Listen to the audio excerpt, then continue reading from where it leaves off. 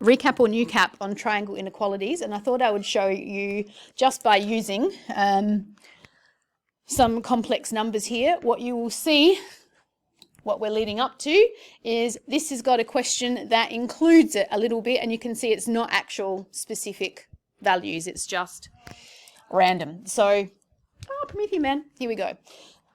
So I think it's actually a cute little thing, but it still does my head in a little bit. So when we've got Z1, 5 plus I, so that would be this vector here, would you agree? 2 plus 2I. We've got that happening there. So the triangle inequality is quite nice, and it's basically saying if we have Z1 plus Z2, it's got a certain relationship with the length of Z and the length of Z2. So let's just have a look at what that would be. So we've got Z1. If I was to add on Z2, I've done my scales a bit wanky. Oh, that's on the video. Sorry about that. I didn't even say wanky, wobbly. I know. Shouldn't have pointed it out. Might have got away with it. That's now Z2. Do we agree? So my Z1 plus Z2 is then that bit there. So what we're basically saying is we want to have a relationship, so that's Z1 plus Z2. If I now say this length would always be less than or equal to this length plus this length, would you agree that that's pretty obvious? And why would it be? Why is it less than or equal to? Wouldn't it always just be less than? When would it ever be equal to?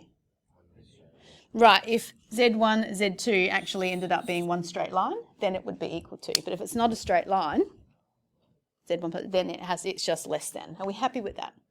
Okay, what about if we consider Z1 take Z2? What is that going to look like? I feel like I should colour code that. So if we're looking at Z1 take Z2, you could sort of put it down here and you get that rhombus parallelogram. So it's basically the difference between, meant to change colour. It's that one there, which is Z1 take Z2. Didn't change colour. Oui? And that is also going to be, what would my inequality be? That is also less than or equal to Z1 plus Z2. Agreed? Has to be. That's an obvious less than that one plus that one, the lengths of. So that's your triangle inequality. It's nothing massive. So same sort of thing we did. That bit there is your Z1 take Z2. I just drew them separately so you could see them clearly, not mushed together. So if you want a little bit more info, go there and have a look-see to do more. Is that okay? Vision guide, not sure. Does it look familiar to anybody? Good. Oh, people are nodding. That's a shame. It does? It's very similar. One. Anyway, so some of you might not have done it. If you have, you could go and look at 2023. But let's have a look and see how we go, because there's a few little things in here that we like. All right, so using exact values, right. Student has just taken my calculator, but we should go, no worries. Okay, so quick little reminder that we want to do that. We will go, what was it, root 2? Root 2. You can say root 2i. I like to say I square root 2. Okay, and then option, complex, more, that one, equals, exit drawing. How do I get rid of that? There we go. So we've got 2 cis pi on 4.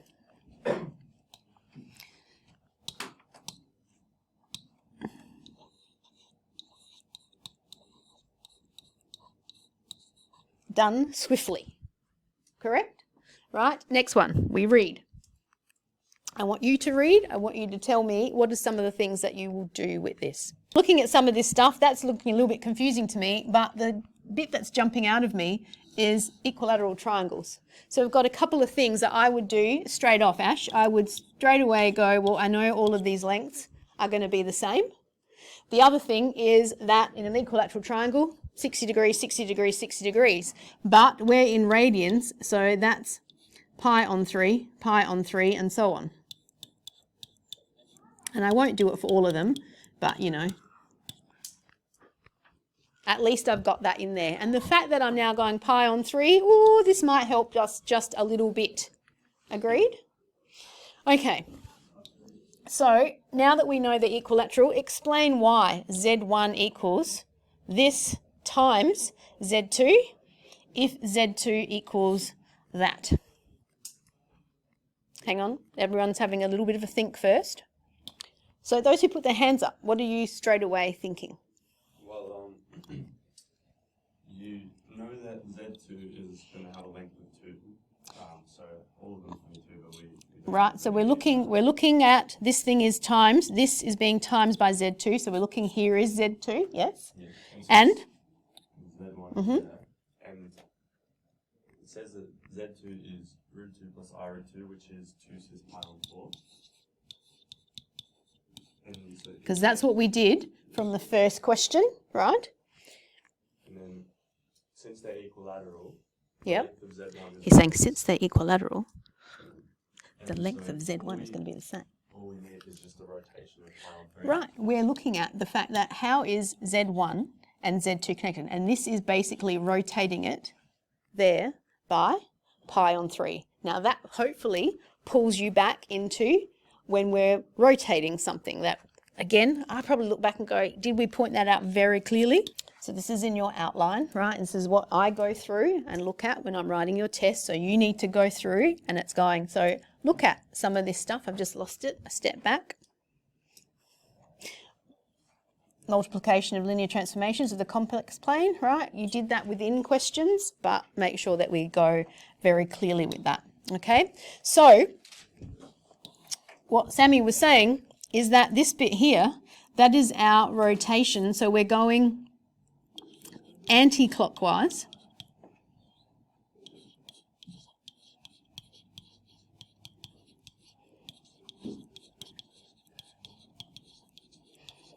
Of your 60 degrees slash pi on 3. Now that, if I was explaining this, I would say that this would actually then be R cis pi on 3. Agreed? You're multiplying it by cis pi on 3. That's my rotation. But we know that the radius in this case has to be 1 because the length of Z1 is the same as Z2, which is 2. So that's why we're saying this times this. Agreed? Okay. So onward. Are we happy with this now? Now let's go for part 2. They've told you, so even if you couldn't have done part 1, you should still be able to do part 2. So we've got Z1 from above is cis pi on 3 times. We knew from part A that Z2 was 2 cis pi on 4. What's the question checking that you know? Your cis theta properties, yeah? So 2 cis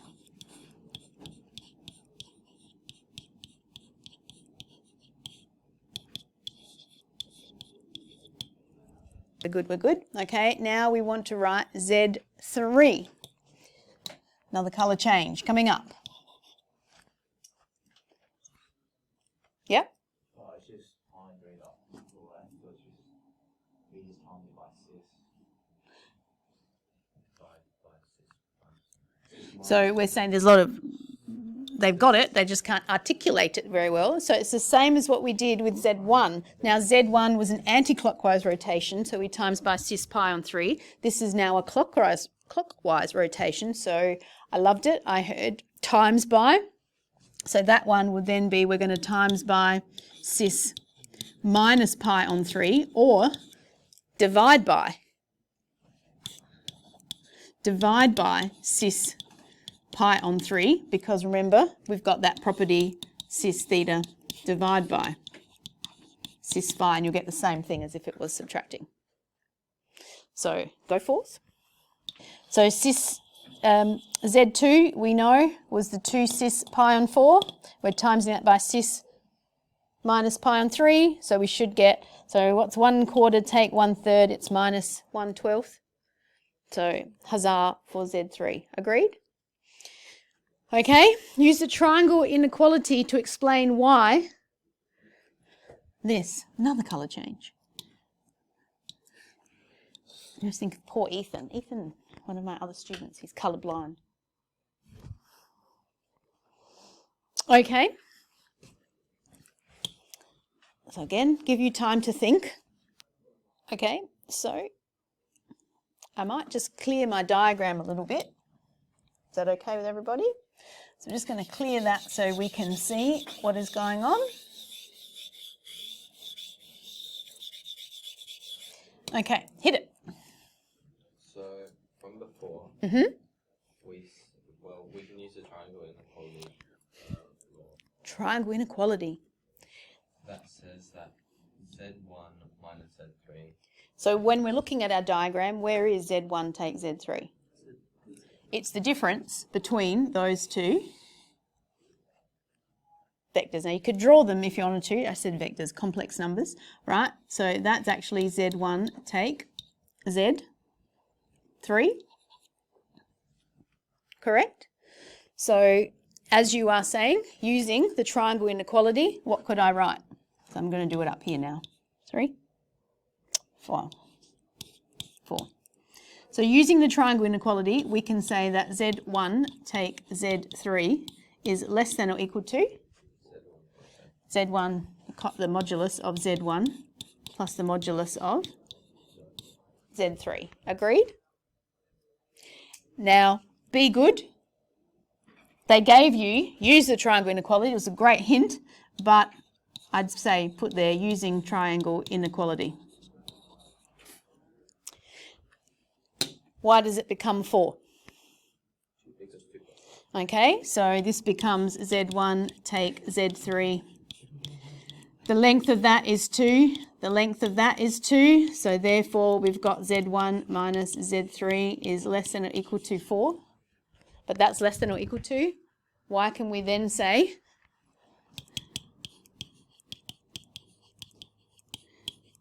why do we say it's less than 4? Because it's not a straight line. Since Z1 plus Z3. I mean, that's technically a straight line. Collinear. Z1 and Z2 are not. You could say Z1 and Z3 are not on the same line, right? But even fancier pants words are not collinear. Nice. Find the exact value of. My clue to you was that I regret taking my information off the diagram. We did have that was 2. That was 2, although I think I just had they were the same. I didn't actually put the value of 2 on there. But we did have that this was pi on 3, aka 60, and this was also pi on 3. Does that inspire any love? And we want to find this distance here. You were nodding? Oh. Did you do it? You were going like this to me, so I thought, oh, okay, participate. Cosine, right. So if we just had this triangle like so, 2, 2, 60, 60, which is 120. I mean, since your calculators are in radians, you might as well keep it as 2 pi on 3. Oui? So it'll just be 2 squared plus 2 squared minus 2 times 2 times 2 cos 2 pi on 3. And don't forget to square root.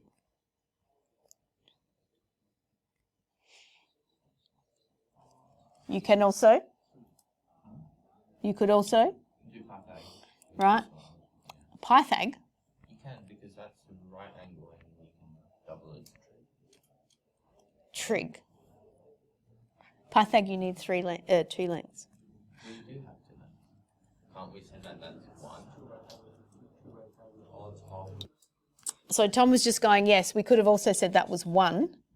I was thinking I would have used right angle trig, so that was pi on 3, get that and then double it. But I just went, in this case, cosine rule is not so bad because I get my whole length. I don't have to do the double or whatever. But then he said, what about Pythag? I mocked him just a little bit. But yes, because that was also 2 and it's a parallelogram, so it cuts those in half. I regret my mocking. Is this that? But I can't do anything Yeah. I'll show you a question. Oh, this is annoying me. Ah! How do I get rid of this? Oh, exit drawing. Oh, you have to do it.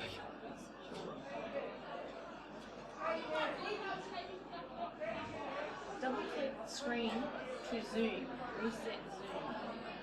Oh no, now I've lost my